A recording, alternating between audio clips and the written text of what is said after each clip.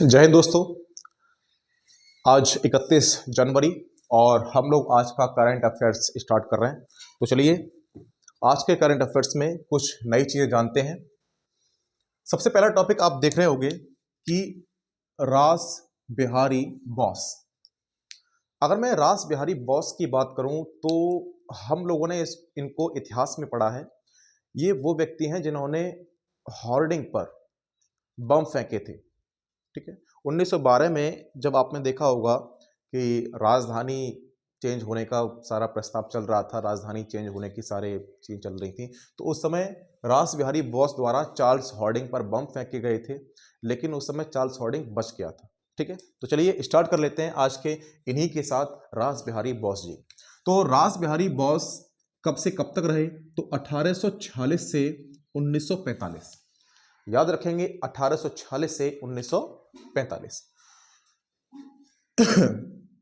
अभी जनवरी माह में ध्यान देना है, 21 जनवरी को रास बिहारी बोस जी का जन्म होता है।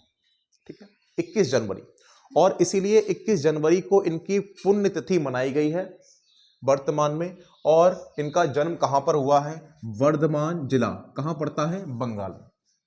बंगाल के वर्धमान जिले में 21 जनवरी को जन्म हुआ और आप जानते हैं 1846 में, और इसीलिए 21 जनवरी को पुण्य तिथि मनाई गई हमारे रास बिहारी बोस जी की। आगे, अलीपुर बम कांड के कारण बंगाल इन्हें छोड़ना पड़ा। जब अलीपुर बम कांड हुआ था, ये हम इतिहास में पढ़ेंगे सारी चीजों को, तो अलीपुर बम कांड वहां होने की वजह से ये उसमें हल्के से एक्टिव रहे और इन्हें बंगाल छोड़ना पड़ा। बंगाल छोड़ने के बाद दिल्ली षड्यंत्र केस 1912, जो राजधानी का चेंजमेंट हो रहा था, स्थानांतरण किया जा रहा था, दिल्ली षड्यंत्र केस 1912 में शामिल थे और वायसराय चार्ल्स हॉर्डिंग पर बम फेंके। तो क्वेश्चन पूछ लेते हैं, चार्ल्स हॉर्डिंग पर बम फेंकने वाले व्यक्ति कौन थे? तो हम बता रहे होंगे रास Bihari Bose. Next, FCI. FCI को आप जानते होंगे, भारतीय खाद्य निगम। भारतीय खाद्य निगम।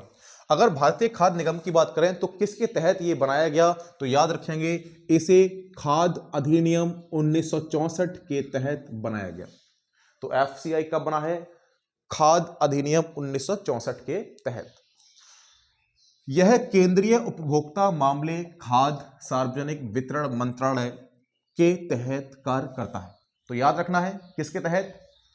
केंद्रीय उपभोक्ता मामले खाद्य एवं सार्वजनिक वितरण मंत्रालय के तहत कार्य करता है। तो एफसीआई इसके अंडर काम करेगा। ठीक है, नेक्स्ट, इसका और काम क्या होता है? तो इसका काम होता है किसानों से न्यूनतम समर्थन मूल्य पर अनाज को खरीदना। आप देख रहे हैं, अनाज को खरीदना, उनके हितों की रक्षा करना। तो एफसीआई बनाया इसलिए गया था कि किसानों से ये एमएसपी, जिसे हम कहते हैं न्यूनतम समर्थन मूल्य, न्यूनतम समर्थन मूल्य पर अनाज खरीदे और उनके साथ कोई चीटिंग ना हो पाए। जैसे आप देखते हैं, किसान इतनी मेहनत करते हैं और उसके बाद उनकी फसलें जो हैं, जो गेहूं चावल जो कुछ भी वो उगाते हैं, बहुत ही कम रेट पर उन्हें लूट लिया जाता है एक तरह से, है ना। और लूटने वाले व्यापारी होते हैं और वो उच्च रेट पर अपने उसको सामान को बेच देते हैं। तो भारतीय खाद्य निगम बनाया इसलिए गया कि किसानों की रक्षा कर सके, कि किसानों का इसमें थोड़ा सा हित हो सके, इसीलिए न्यूनतम समर्थन मूल्य पर अनाज को खरीद लेते हैं और उनकी रक्षा कर लेते हैं। ठीक है ना। चलिए अगला, ये क्वेश्चन बहुत इंपॉर्टेंट है जो आप देख रहे हैं। महिला एवं बाल विकास मंत्रालय ने बेटी बचाओ बेटी पढ़ाओ, है ना, नरेंद्र मोदी जी ने, जो हमारे प्रधानमंत्री जी हैं, उन्होंने ये योजना स्टार्ट की थी। तो बेटी बचाओ बेटी पढ़ाओ योजना की 10वीं वर्षगांठ मनाई। 10वीं वर्षगांठ आपको पता है 2014 में शुरू हुआ था और आज 2025 से स्टार्ट हो गई, मतलब पूरा 10 साल कंप्लीट हो गया। कौन से मंत्रालय? तो मंत्रालय याद रखना है, महिला एवं बाल विकास मंत्रालय। तो याद करेंगे 2014 में बीबीबीपी शुरू हुआ था, मतलब बेटी बचाओ बेटी पढ़ाओ शुरू किया गया था। अगर बात करें जब ये शुरू हुआ तो 2014-15 में, उस समय जो जन्म के समय लिंगानुपात था वो था 918। जन्म के समय लिंगानुपात 918। लेकिन वर्तमान में कितना लिंगानुपात बढ़ा है, तो आपको याद रखना है 930 हो गया, तो ये +12 हो गया। 2023-24 में जन्म के समय लिंगानुपात कितना हो गया है, 930। तो कितना बढ़ गया है, तो बड़ा हुआ पूछ सकते हैं हमसे। ये चीजें बहुत इंपॉर्टेंट होती हैं, क्योंकि डाटा हम लोग याद नहीं करते और डाटा एग्जाम में आता है तो वहां गलत ही होगा। तो आप देखिए 12 बढ़ चुका, 918 था, 2023-24 में 930 हो गया, तो ये 12 बढ़ गया। ठीक है, तो ये याद रखना है। अगला एक व्यक्ति है रमन राज मन्नार। अगर रमन राज मन्नार की बात की जाए तो ये मन्नार समुदाय के राजा हैं, है ना, जो केरल क्षेत्र में पड़ते हैं। और याद रखेंगे अभी रमन राज मन्नार हमारे गणतंत्र दिवस परेड में 26 जनवरी को शामिल हुए हैं। तो आप देखिए मन्नार समुदाय के राजा एवं केरल के एकमात्र आदिवासी राजा, ठीक है, आदिवासी राजा रमन राज मन्नार गणतंत्र दिवस परेड में शामिल हुए। तो दोस्तों ये रहा आपका कुछ टॉपिक, हल्का सा इसको मिटाते हैं फिर आगे बढ़ते हैं।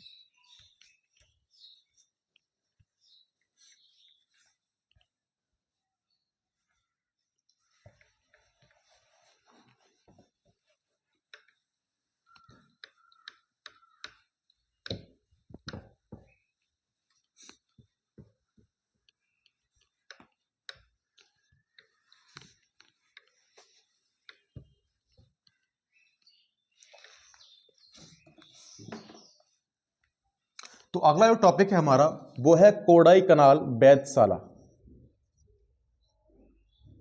कोडाई कनाल सौर वैधशाला।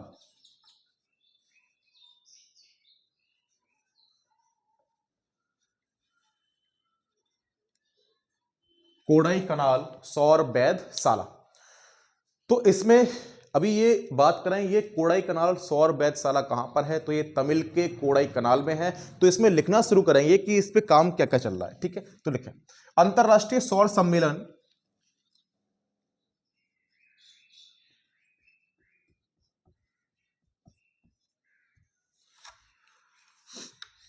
अंतरराष्ट्रीय सौर सम्मेलन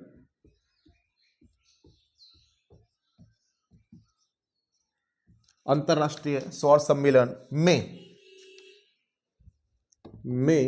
इसकी 125वीं वर्षगांठ मनाई गई।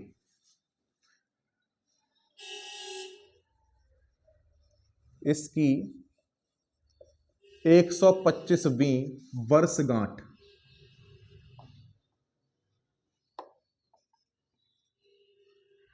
मनाई गई। दोस्तों हमें याद रखना है अभी कोडाई कनाल सौर वैधशाला की जनवरी माह में 125वीं वर्षगांठ मनाई गई है। इसीलिए ऐसे जो क्वेश्चन होते हैं बड़ा इंपॉर्टेंट हो जाते हैं। तो हमसे पूछ लेते हैं किसने मनाया, तो आप बताएंगे अंतरराष्ट्रीय सौर सम्मेलन। ठीक है, तो सम्मेलन हुआ था इंटरनेशनल, उसमें कोडाई कनाल सौर वैधशाला का 125वीं वर्षगांठ मनाई गई है। चलिए नेक्स्ट अगला पॉइंट आप लिखेंगे, ये जो मनाई गई है वो 25 जनवरी 2025 को, 25 जनवरी 2025 को। स्थापना कब हुई, तो 1899। इसकी स्थापना कब हुई है, 1899। तो कोई पूछे कोडाई कनाल सौर वैधशाला की स्थापना, आप बोल रहे होगे 1899 को। और 1899 को कहां पर, तो हम बताएंगे किसके द्वारा संचालन होता है। तो इसी में यहां लिख लो, इसका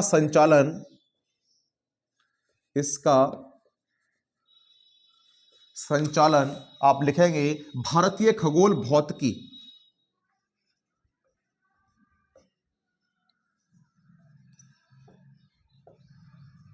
भारतीय खगोल भौतिकी। तो आप याद कर कीजिए भारतीय खगोल भौतिकी संस्थान द्वारा किया जाता है।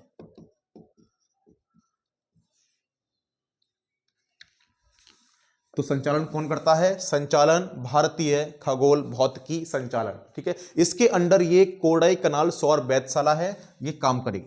नेक्स्ट आगे बात करेंगे ये कहां पर होगा, तो हम तमिल की पलानी पहाड़ियों की, तमिल जो मैंने अभी आपको बताया, तमिल की पलानी पहाड़ियों में स्थित है। अगर हमसे कोई पूछता है कि बताओ कोडाई कनाल कहां पर है, तो हम बता रहे होंगे तमिल के पलानी पहाड़ी, और तमिल के पलानी पहाड़ियों में कोडाई कनाल पहाड़ी है, वहां पर यह स्थित होगा। तो 125वीं वर्षगांठ आपको याद रखनी है, 25 जनवरी 2025 को, गणतंत्र दिवस परेड से एक दिन पहले। तो दोस्तों ये सारे पॉइंट इंपॉर्टेंट हैं, आप इनको लिखते जाइए अपने नोट्स में, है ना। मैं सारे इंपॉर्टेंट पॉइंट ही आपको करा रहा हूं। चलिए नेक्स्ट हम देखते हैं आरबीआई। आरबीआई ने अभी लोकपाल योजना रिपोर्ट पेश की है।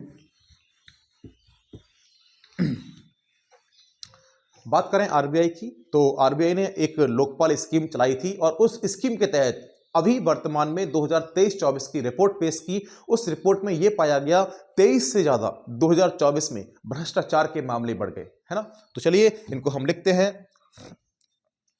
लोकपाल योजना,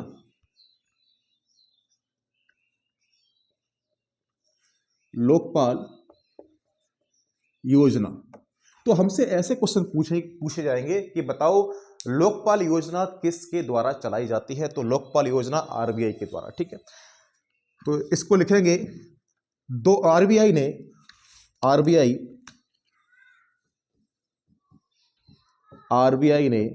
2023-24 के लिए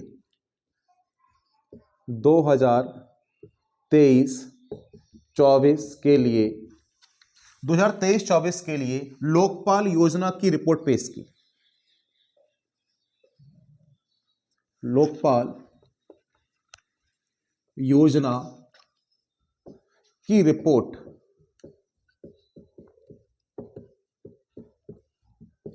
पेश की, ठीक है, रिपोर्ट पेश की, जिसमें 2023 की तुलना में, जिसमें 2023 की तुलना में, जिसमें 2023 की तुलना में 2024 में शिकायतों में 2024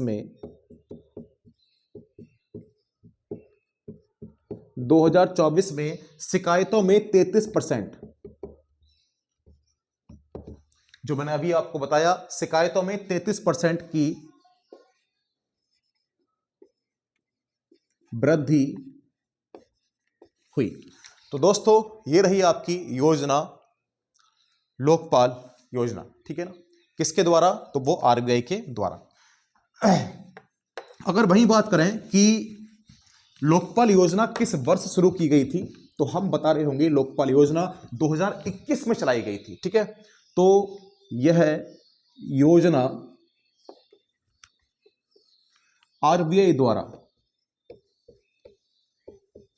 2021 में चलाई गई।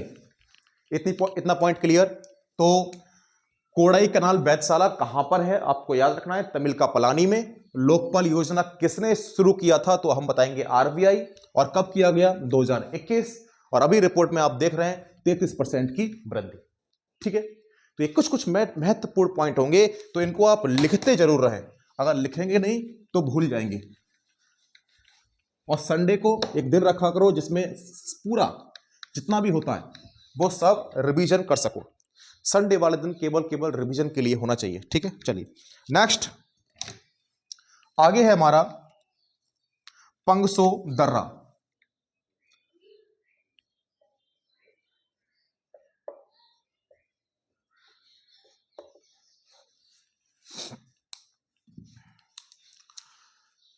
पंगसो दर्रा कहां पर है, तो हम याद करेंगे पंगसो दर्रा अरुणाचल प्रदेश में है, और अरुणाचल प्रदेश में पंगसो के लिए 3 दिवसीय कार्यक्रम चलाया गया। और पंगसो जो है म्यांमार और अरुणाचल दोनों की सीमा के बीच में है। और पंगसो दर्रे का नाम पंगसो क्यों रखा गया, क्योंकि म्यांमार के एक गांव का नाम है पंगसो, ठीक है, तो क्वेश्चन आ जाएगा 3 दिवसीय कार्यक्रम कहां चलाया गया पंगसो दर्रे के नाम पर, तो हम बताएंगे अरुणाचल प्रदेश। तो दोस्तों इसको लिखना शुरू कीजिए। लिखें अरुणाचल में 3 दिवसीय कार्यक्रम,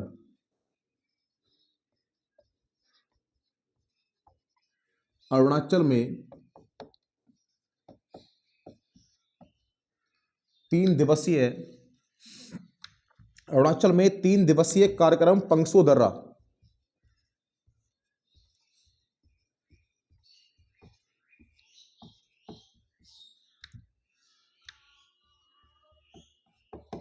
पंगसो दर्रा अंतरराष्ट्रीय महोत्सव सम्मेलन शुरू हुआ। पंगसो दर्रा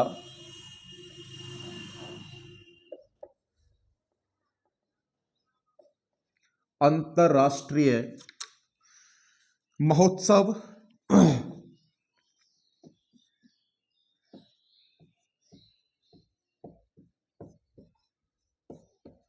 शुरू हुआ। ठीक है, तो याद रखना है 3 दिवसीय कार्यक्रम रहा पंगसो दर्रा, और यह अंतरराष्ट्रीय महोत्सव के अकॉर्डिंग शुरू किया गया था। ठीक है, अगर हमसे कोई पूछे ये कहां पर है तो बोलेंगे भारत एवं म्यांमार सीमा पर। यह है भारत एवं म्यांमार,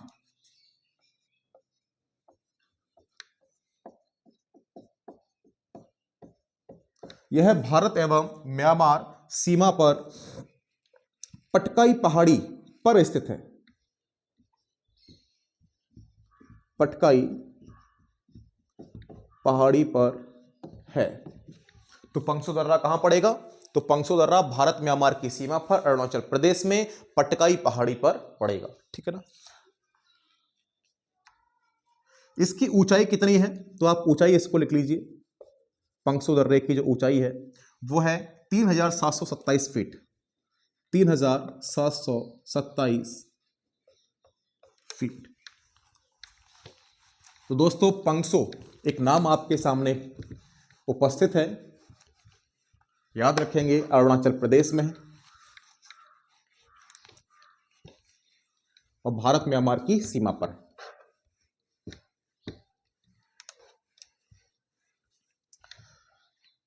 अभी एक योजना पेश की गई जिसका नाम है कवचम।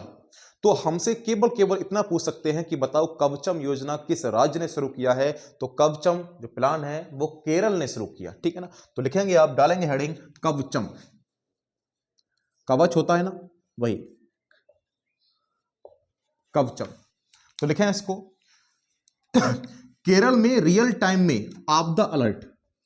केरल में रियल टाइम में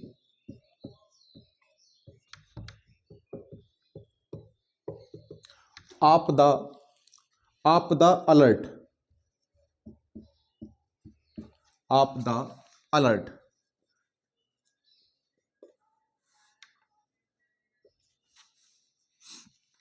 के लिए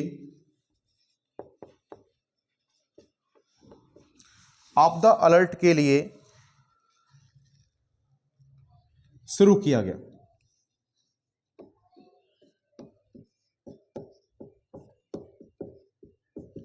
आपदा अलर्ट के लिए शुरू किया गया। तो ये कवचम क्या करेगा? कवचम सुनना, जैसे कि आपने देखा होगा मौसम विभाग के द्वारा आंधी तूफान बारिश जो भी आने वाली होती है, हमें उससे पहले मालूम पड़ जाता कि 3 दिन बाद बारिश होगी, है ना। तो ये कवचम केरल राज्य को ये बताएगा कि कब तूफान, आंधी या बारिश कुछ भी जो होने वाला है, वो सारी आपदाओं के बारे में पहले से इंफॉर्मेशन कर देगा कवचम। इस प्रकार से हम आने वाली समस्याओं से पहले ही हम अपना इंतजाम कर लेंगे और केरल राज्य पूरी तरह से सुरक्षित हो जाएगा। ठीक है, तो दोस्तों यह है हमारा कवचम। तो याद रखना है कवचम शुरू किसने किया? कवचम शुरू किया केरल ने। यह हमने देखा पंगसो दर्रा। पंगसो दर्रा कहां पर? अरुणाचल प्रदेश में म्यांमार की सीमा पर 3 दिवसीय कार्यक्रम रहा है अभी, तो इसको हमें याद रखना है। चलिए नेक्स्ट,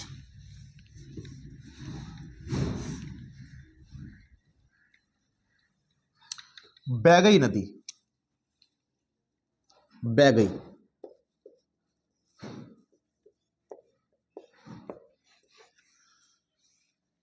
देखो, बेगई नदी की अगर बात करें तो बेगई नदी, ये मद्रास हाई कोर्ट ने अभी आदेश दिए हैं कि बेगई नदी का दोबारा से पुनरुद्धार किया जाए, क्योंकि ये नदी एक तरह से बेकार हो चुकी है, बंद हो चुकी है ना। इसका कोई भी साफ सफाई नहीं है, तो ये बिल्कुल बंद ही चल रही है। तो इसको दोबारा से चालू करने के लिए, दोबारा से सुरक्षित जगह लाने के लिए, प्रकृति को बचाने के लिए मद्रास हाई कोर्ट ने आदेश दिए कि इसको आप दोबारा से ठीक कीजिए। ठीक है, तो लिखेंगे हम इसको,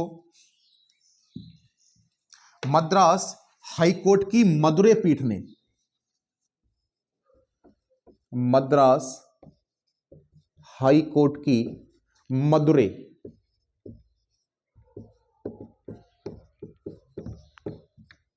मद्रास हाई कोर्ट की मदुरै पीठ ने स्थानीय निकायों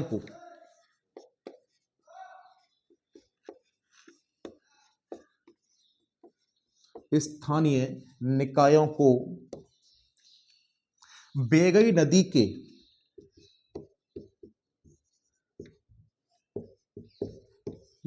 के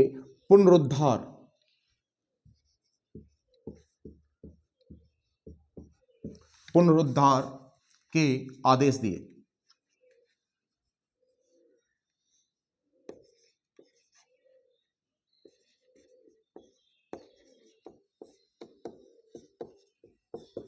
ठीक है, तो याद रखना है बेगई नदी। तो ये 3 टॉपिक मैंने आपको भी बताए, पंगसो दर्रा, कवचम और बेगई नदी। बेगई नदी मद्रास, कवचम केरल, पंगसो दर्रा अरुणाचल प्रदेश। आगे नेक्स्ट जो पॉइंट है, टॉपिक है, उसका नाम है तदर्थ न्यायाधीश। हमारे जो कोर्ट में जज होते हैं, है ना, तो हमने हाई कोर्ट और सुप्रीम कोर्ट, हाई कोर्ट और सुप्रीम कोर्ट हम लोगों ने पढ़ लिया है। आपने अगर नहीं पढ़ा हो तो आप मेरी यहाँ पे प्ले लिस्ट में कुछ क्लासें पढ़ी हुई हैं। 10 क्लासों में मैंने लगभग पूरा संविधान रिवीजन कराया है ना, वनडे एग्जाम के लिए भी और वैसे भी। तो वहां से आप सुप्रीम कोर्ट और हाई कोर्ट के बारे में पढ़ सकते हैं। लेकिन ये जो टॉपिक है उसका नाम है तदर्थ न्यायाधीश। हल्का सा जान लेते हैं, उसके बाद हम लिखना शुरू करेंगे। तदर्थ न्यायाधीश क्या होते हैं? जो भी जज रिटायर हो चुके हैं, है ना, तो जो भी जज रिटायर हो चुके हैं उनको एक आदेश मिलता है कि आप दोबारा से ड्यूटी ज्वाइन कीजिए और जो भी लंबित मुकदमे हैं उनको सॉल्व करने में हमारी मदद कीजिए। तो तदर्थ न्यायाधीश उन न्यायाधीश को कहते हैं जो रिटायर हो चुके हैं लेकिन दोबारा से उनको सेवा में बुला लिया जाता है। ठीक है, तो बस यही है आर्टिकल 224(1). चलो तो लिखना शुरू करें। सुप्रीम कोर्ट ने सेवानिवृत्त न्यायाधीश को, सुप्रीम कोर्ट ने सेवानिवृत्त न्यायाधीश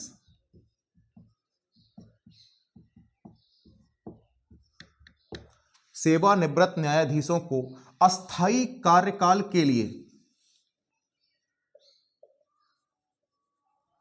अस्थायी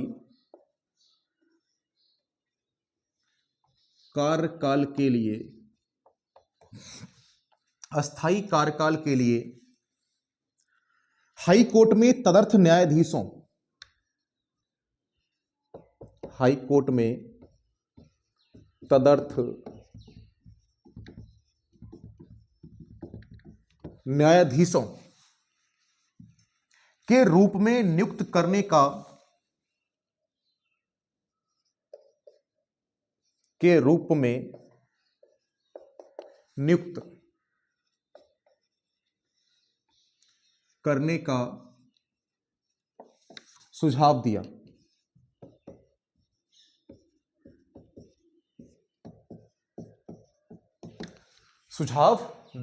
ठीक है, जिससे लंबित आपराधिक मामलों को शीघ्र निपटारा किया जा सके,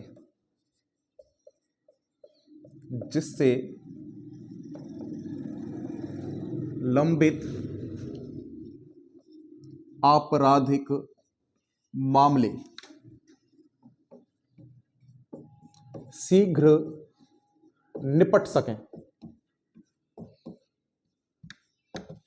लंबित आपराधिक मामले शीघ्र निपट सकें।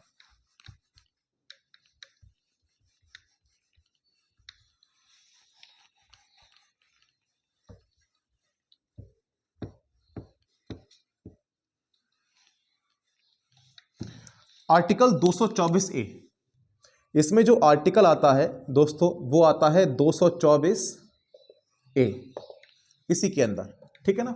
आर्टिकल 224 ए आप लिखेंगे हाई कोर्ट का मुख्य न्यायाधीश, हाई कोर्ट का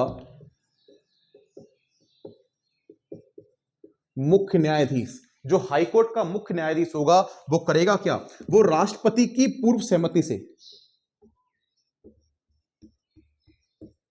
राष्ट्रपति की पूर्व सहमति, राष्ट्रपति की पूर्व सहमति से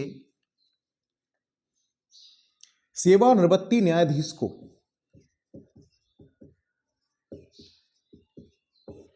न्यायाधीश सेवानिवृत्त न्यायाधीश को नियुक्त कराने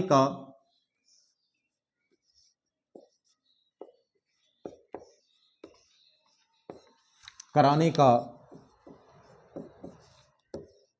अनुरोध करेगा। तो दोस्तों ये रहा आर्टिकल 224 ए, जिसमें हाई कोर्ट जाता है, हाई कोर्ट का मुख्य न्यायाधीश राष्ट्रपति को एक पत्र भेजता है कि हमें तदर्थ न्यायाधीश की आवश्यकता है, तो वो काम करता है आर्टिकल 224 ए। ये है हमारे तदर्थ न्यायाधीश। तो आज का मैं लास्ट टॉपिक यहीं छोड़ता हूं करंट अफेयर्स का, और नेक्स्ट हम लोग करंट अफेयर्स की क्लास आगे स्टार्ट करेंगे। तो आप लोग लगातार रिवीजन करते रहिए और प्रैक्टिस करते रहिए। जय हिंद, जय भारत।